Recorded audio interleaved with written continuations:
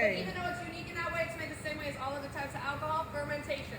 For our fermentation, we're going to use a family of strains called distiller's yeast and feed them sugars from starchy vegetables, from grains, from sugarcane, even from fruit. Right? So essentially fructose and sucrose. Okay? The fruits. Now, to prepare our friend yeast meal, we are going to make what we have so creatively named a mash. Alright? We call this a mash because can you believe it, guys? We take those whole ingredients we're pulling the sugar from and we mash them up. Okay? When we're done mashing them up, we're going to add them to water and throw them into our mash tank back here and cook them all down. This mash tank that I'm about to show you acts like a big old instant pot. Just going to cook everything down for about 5 hours. Convert all of those starches into sugars because the quicker and easier our friend yeast can get to the sugar, the more sugar available, the more of that good stuff that ethyl is going to give us. So, this is our mash tank. Ours is 20 hectoliters large. It's an industrial size, okay? Maybe you are someone who know home distills and you've seen a mash tank, but if you go into your friend's garage and their mash tank is this big, they're up to something. They're up to something. Okay? But for us, this is the perfect size. So we load it all into there. Like I said, we cook it down, and then we will cool it down to room temperature so that it doesn't kill off our buddy yeast before he can work his magic. When we're done cooling it down, we have to take all that stuff in there and get it all the way across the warehouse into one of the 3 tall guys. You'll see they're labeled FD. The fermentation, that's the fermentation, the magic is going to happen. Okay? The way we do this is on a pump hose system. We plug in a hose, we put a pump in the middle, we plug another hose in and lead it all the way to our fermentation vessel. If you look up there, you'll see all my hose. Alrighty. Yeah, I know, I got a lot of hose.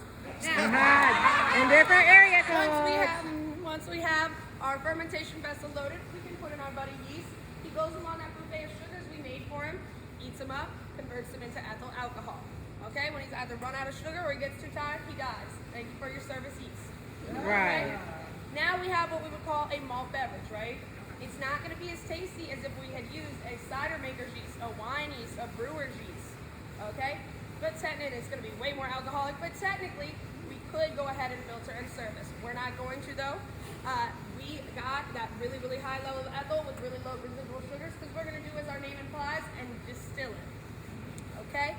That distillation is basically going to work like a giant double boiler. It's going to evaporate off any of the stuff we don't want.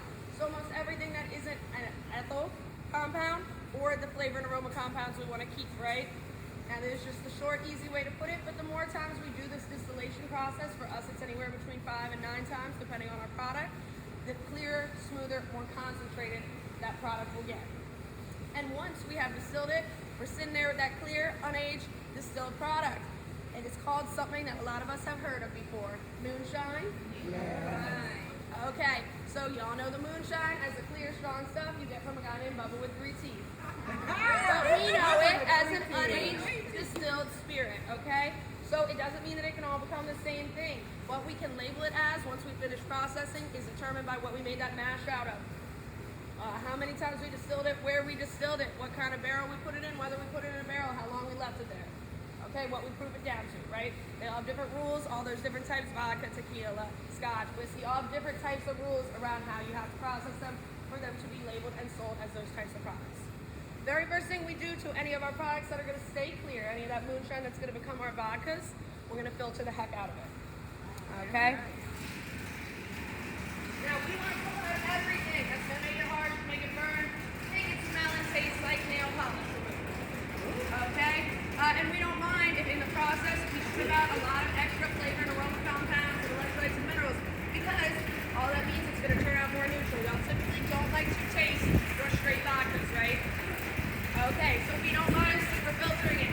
We're going to accomplish that by running it out of one of these tanks. These 2 tanks back here. These 5 tanks actually are filters. And we'll just run it into another tank and go back and forth over and over. One of those filters is filled with coconut fibers, like the brown coconuts. One's filled with carbon, so think like the black gritty stuff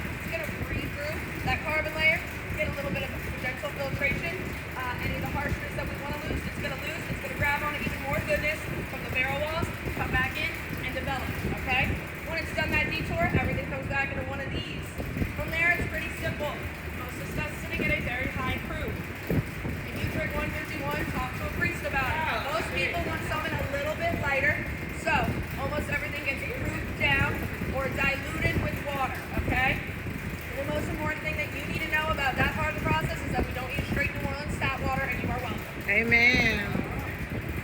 We use Kentwood Springs mineral water. It bolsters those flavors and textures. For our aged spirits, for our clear spirits, we do use municipal water, but we run it through our own reverse osmosis system. Very, very efficient in cleaning it out. Takes out any contaminants, even takes out the chemicals used to be contaminated at the plant. All right, very nice and neutral. When we are ready, we go ahead and tap in our water. Kick on this guy, and he powers a fan that mixes everything nice and even. And at this point, we can send to bottling unless we want to add some razzle dazzle and flavor it. Okay? Usually, when y'all pick up a bottle, anything Ah. is flavored. What it means is that they've added an alcohol-based extract or sugar-based syrup. Okay? And that is fine. A lot of these come artificial or natural, depending on the flavor. We decided a long time ago to do whole natural infusion. This means that if it's a lemon vodka, or if it's that bell pepper, celery, and onion, or if it's that cinnamon moonshine, we took those whole fresh ingredients, put them in a fine tray bag, and we put them in here like a big tea bag. And this allows me to leave everything in a martini ready 80 proof. Okay? Want a little lighter, add more mixer, right? But I don't have to sink all the way down because we're not diluting it. I don't have to add sugar because I already get nice bold flavors that stand on their own. So, if you already have a favorite sweetened mixer, we'll make it too sweet. If the diet and diabetic girlies come to the party, they can add whatever they want. They can sweeten it to their liking. You don't need a bigger back or a bigger headache the next day unless you want one. Okay? Ah. Because I get really pretty colors when they do come through, I don't have to add red dye 40 and stuff to convince you that it's cinnamon. Okay? And that red dye 40 does make everybody act up. I've seen it. Oh, I heard about it too. Now, you also won't be having any sort of sensitivities or reactions to any sort of artificial flavorings.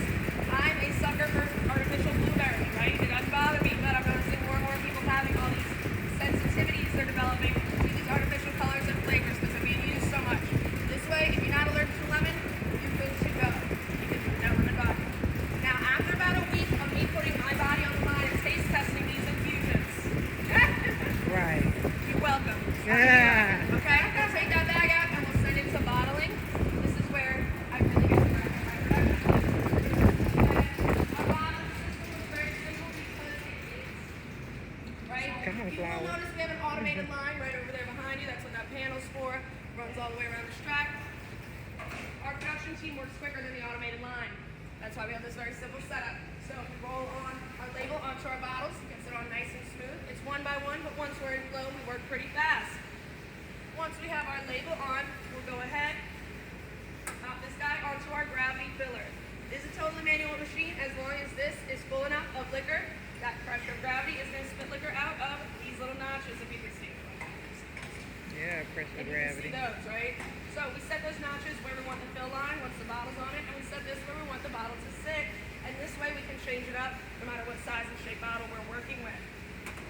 Because of airflow pressure, when it gets right over that fill line, same way that the gas pump cuts you off before you overflow, it's going to stop that flow of alcohol. And we have little rubber gaskets here, so we can pop them on and leave them, and no bugs are going to get in, no dust is going to get in, nothing good's going to evaporate out, right? Which we love because between Megan up there and me, you're looking at 2 out of 3 total full-time employees. Yeah. Yes, Megan is 1 of 2 full-time production operations. I'm full-time, almost everything else, okay? Don't be good at your job, they'll give you more. Right. All right. This is great because we can walk away, like I said, start multitasking, take a coffee break. We don't have to worry about wasting time, money, or liquor. We like to work smarter, not harder with the small of the crew, okay? Shout out, we do have my boss, the owner, master distiller, Gerald. We have 1 office guy, Jerry. And then we have 2 part-time bartenders, Caitlin and Maggie. So it's not only 3 people, but we're the only 3 full-time. Okay, and it used to be even less of us. So once we have it nice and full, we pop in a synthetic cork cap. Now we do like to use recycled bottles when possible. We do like to use all natural infusions, right? We do like to source local. But this, unlike a natural wine cork, will give you a nice tight fit every time. I am hoping that unlike a wine bottle, most of our stuff you won't finish in 1 sitting. Okay? No judgment if you do, but this way if you don't, you can cap this. It's going to make a nice tight seal. Your stuff won't expire. It will evaporate though. As long as it's sealed tight, you don't have to worry about that. You can have the same amount at the same proof as you did 2 weeks ago when you left it, okay? That said, if you really like your liquors and if you're collecting a lot of infused or aged liquors, store them the same way you do medication, makeup, spices, cool, dry place, out of direct sunlight, okay? It's gonna have them tasting the same 40 years from now as today. Okay, From there, we do pop on a little plastic, we call them sleeves. We heat gun it on. It just makes sure that what we put into the bottle is what gets into your glass. And then, if you look around, you won't see a palleting or stacking or boxing machine because she is up front watching the bar. Okay? Entirely by hand. We pack it, seal it, label it, stack it. Essentially heavy-duty saran wrap it for shipment. And when we are done, it looks something like one of these. This is what we would call, this is a little over a double pallet. We do a lot of these that we'll like just prepare for shipment.